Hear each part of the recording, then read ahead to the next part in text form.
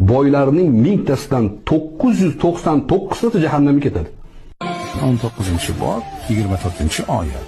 Sizlarga yana xitob qilaman, boy odam jannatga tushishidan ko'ra tuya igna teshigidan o'tishi osonroq.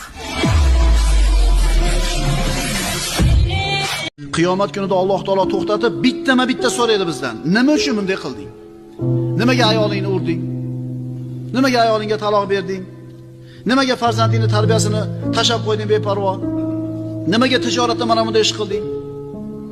Nima uchun umringni telefon bilan o'tkazding? Qiyomatda hamma sarson sargardon bo'ladi. Otalar menga yaqinlashma bolam deydi. Otani istarkanmiz, otajon, menga ozgina berib turing. Onajon, vali ne'matim, o'zingiz emizgansiz meni. Iltimos ozgina yordam bering, menga yaqinlashma. Seni deb shu ko'yga tushdim, bolam menga yaqinlashma.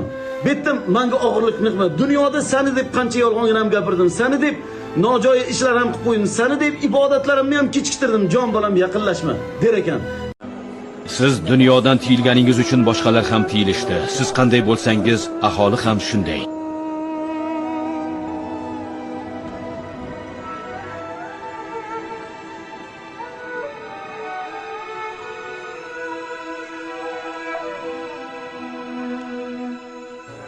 Yig'layapsizmi, Amirul Mo'minin? Bugun axir xursandchilik kuni-ku. Alloh haqqi, qiyin sharoitda yashashingizdan qo'rqmayman. Lekin bunday to'kin hayotdan xavotirdaman. Qavmga bunday mol dunyo berilsa, odamlarda hasad, nafrat, kibr paydo bo'ladi. Ular dunyo g'amini oxirat g'amidan ustun qo'ya boshlashadi.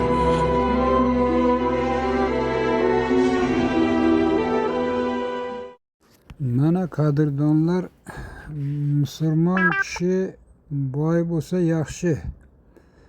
Nimaga deganda boy bo'lsa muhtojga yordam beradi, ehson qiladi, yaxshiliklar qiladi, yo'l, ko'prik quradi, xalqqa foydasi tegadi ancha. Agar musulmon odam saxiy boy bo'lsa, halol yo'l bilan boyigan bo'lsa, bu yaxshi.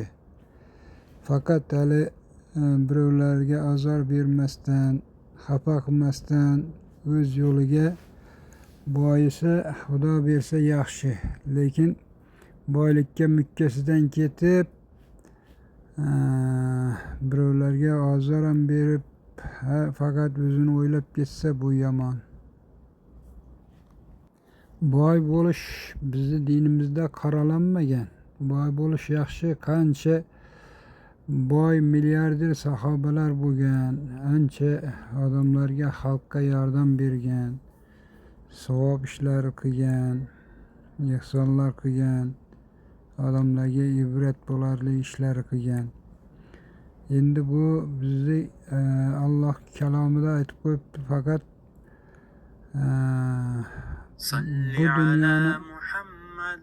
bu dunyoni oxiratdan ustun qo'ymang. Kimki bu dunyoni oxiratdan ustun qo'ysa, borar joyi jahannamdir degan oyat bor.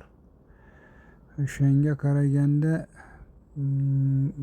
boyman deb boylikka berilib, faqat shu dunyoni o'ylab ketmaslik kerakda.